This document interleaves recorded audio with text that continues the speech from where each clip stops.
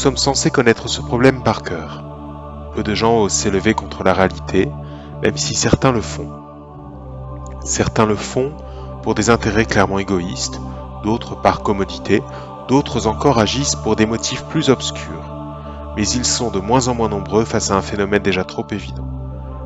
Le problème continue de s'aggraver, et malgré tout ce qui a été fait, nous y sommes. On s'est amélioré, oui, mais pas suffisamment. Toujours en retard vis-à-vis des attentes, toujours en retard dans nos promesses. Loin du minimum nécessaire. Pourtant, le changement est là, rien ne bouge.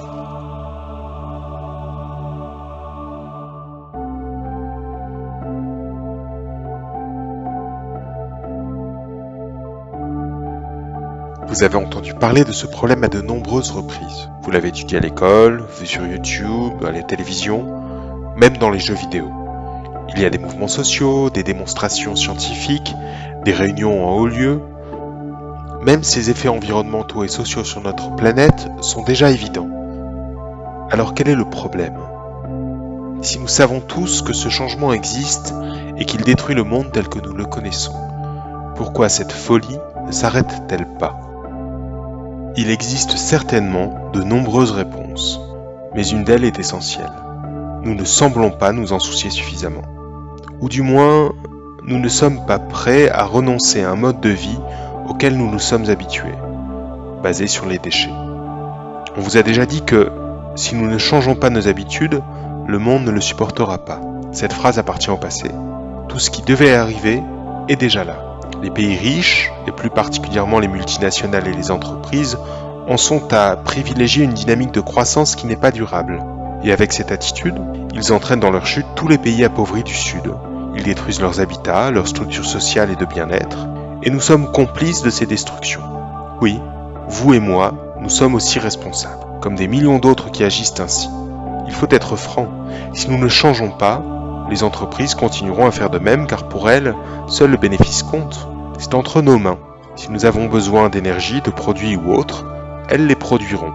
Mais si nous n'avons pas besoin de tant de choses, elles devront arrêter de les produire.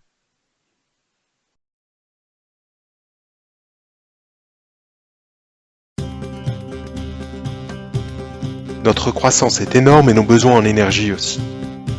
Ce modèle de consommation et de croissance infinie, couplé à l'augmentation de la population mondiale, nécessite beaucoup d'énergie et la générer a ses conséquences.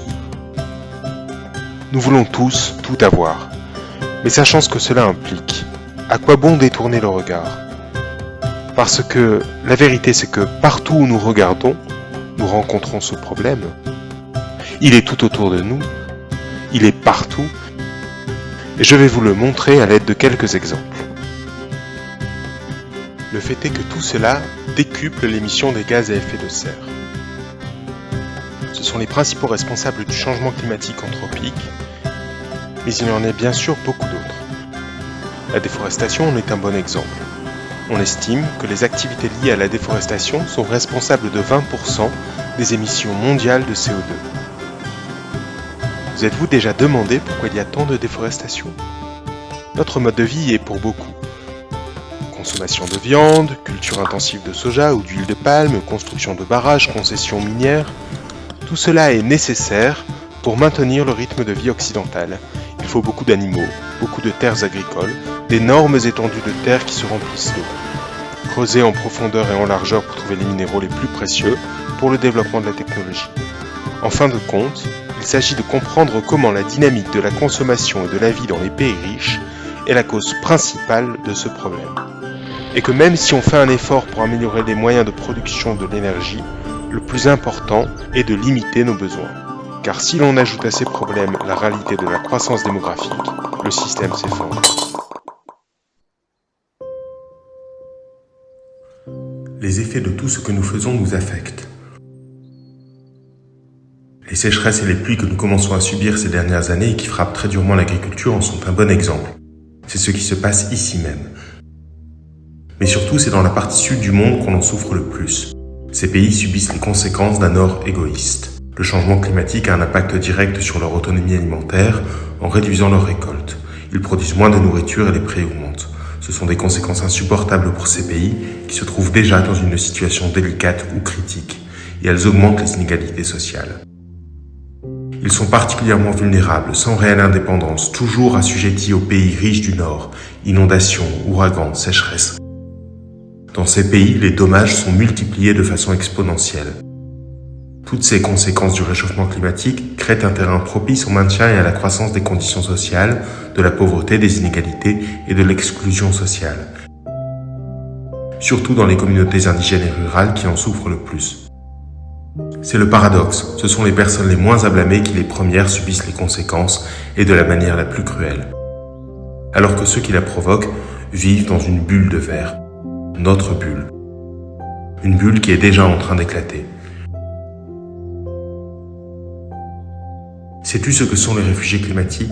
C'est un concept qui commence à être normalisé. Et l'une des conséquences du réchauffement climatique est que leurs terres ne peuvent plus leur donner la subsistance nécessaire pour vivre dans leur maison. Ils doivent émigrer. Et ils ont jeté leur révolu sur l'Ouest où nous vivons mieux.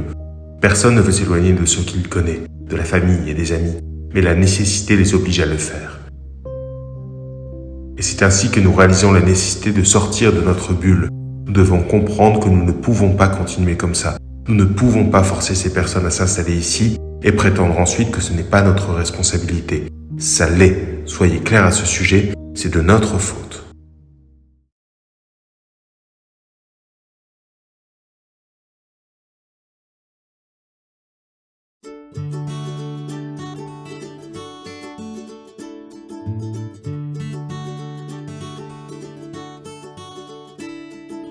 La bonne nouvelle, c'est qu'il y a déjà des signes d'un changement de direction. Les réactions du public sont nombreuses. Plusieurs pays et organisations promeuvent des formules pour faire face au problème du changement climatique. En raison de la nature du phénomène qui n'a pas de frontières ou de limites géographiques artificielles, il n'y a pas d'autre choix que de s'entendre. Oui, les entreprises et les politiques ont un rôle fondamental à jouer. Mais moi, et vous, nous pouvons faire beaucoup, croyez-le ou non. Par exemple, en dépensant moins d'énergie et en augmentant notre efficacité énergétique, en modifiant nos habitudes. Ne pas laisser son téléphone portable branché toute la journée. Éteindre la multiprise lorsqu'on n'utilise pas certains appareils électroniques. Porter des vêtements adaptés au temps et à la température et ne pas utiliser le chauffage ou la climatisation si on n'en a pas besoin. Consommer moins de viande ou de produits contenant de l'huile de palme. Établir une liste des produits les plus nocifs pour la planète et essayer de contrôler leur consommation. Favoriser le commerce local et s'habituer aux produits de saison. En général, consommer moins. On n'a vraiment pas besoin de tant de choses. On n'a pas besoin d'un nouveau téléphone portable tous les 2 ans, ni de porter les derniers vêtements à la mode. L'industrie textile est la deuxième industrie la plus polluante du monde et elle est liée à de nombreuses injustices sociales. En ce qui concerne les appareils électroménagers, si lors de l'achat d'un nouvel appareil nous vérifions qu'il est économe en énergie, nous faisons déjà beaucoup. Mais des gestes simples comme moins ouvrir le réfrigérateur, ne pas utiliser des machines à laver et des lave-vaisselle en demi-charge sont très importants. Si nous promouvons l'économie circulaire, nous nous concentrons sur le local, achetant et dépensant ce dont nous avons besoin et favorisant la culture locale en payant plus mais moins souvent. Alors, la dépense énergétique sera beaucoup plus faible. Cette mentalité commune supprime les limites parce que tout a un impact. Et même si notre effort peut sembler être un grain de sable dans l'immensité, grain après grain se formera une montagne.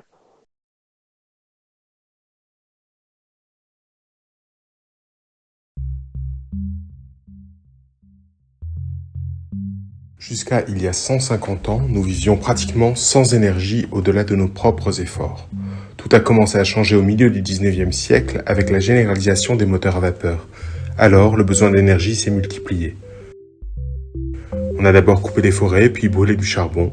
Au début du 20e siècle, le pétrole est entré en scène et dans le dernier tiers du siècle, le gaz et l'énergie nucléaire sont apparus. Ces énergies sont limitées, elles s'épuisent. Et leurs niveaux de pollution sont en général alarmants. Si nous voulons une planète durable, nous devons nous en débarrasser à grande échelle. Toutes les énergies ne font pas l'affaire. Les dirigeants du monde doivent garantir l'accès de tous à une énergie abordable, sûre, durable et moderne. Un objectif seuil est fixé à l'année 2030 pour parvenir aux ODD. Pour contextualiser cet objectif et l'effort qu'il requiert, voici quelques faits intéressants. En 2018, 1 milliard de personnes vivaient sans électricité. Si nous continuons comme ça, en 2030, il y en aura 500 millions de plus. Nous n'atteindrons pas l'objectif. Dans les pays pauvres, L'électricité existe, mais à des prix si élevés en raison des importations en provenance d'autres pays que c'est comme si des millions de personnes n'en disposaient pas. Aujourd'hui, 25% de la population mondiale subit régulièrement des coupures de courant sans savoir quand l'électricité sera à nouveau disponible. On le voit, à ce rythme, nous n'accomplirons rien de ce qu'il faudrait. Ces défis sont complexes. L'engagement au niveau international doit être élevé, sinon on n'y arrivera pas. Et c'est là le problème. Les écarts entre les nations ne nous permettent pas d'avancer vers un monde plus juste.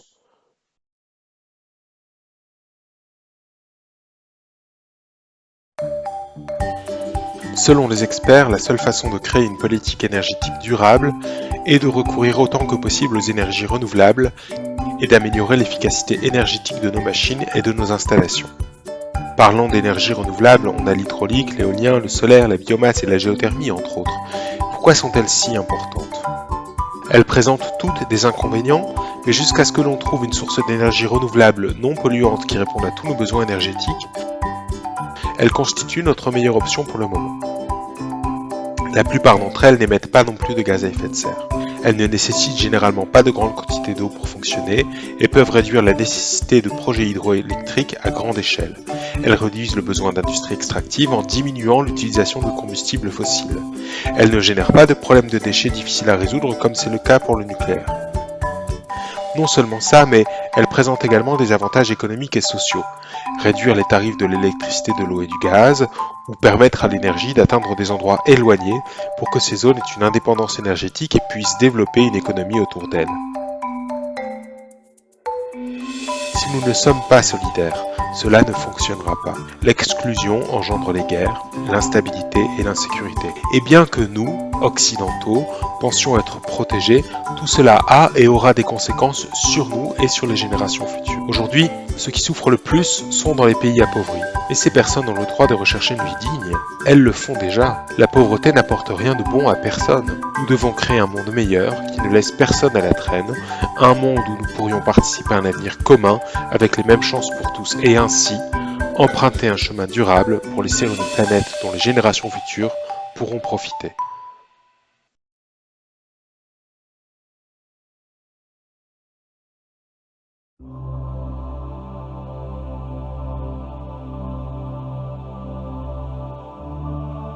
Reprenons depuis le début, parce que rien n'a changé, ou plutôt, si.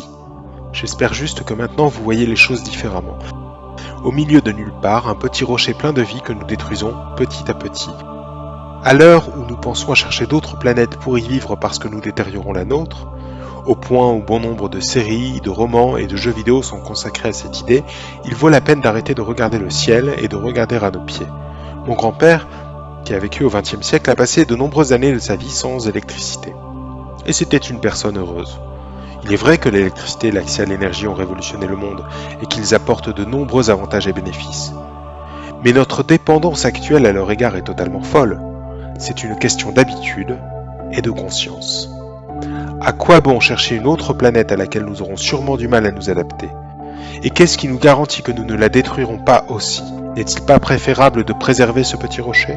En prendre soin et s'assurer qu'il soit toujours là, prêt et durable pour accueillir les prochaines générations ?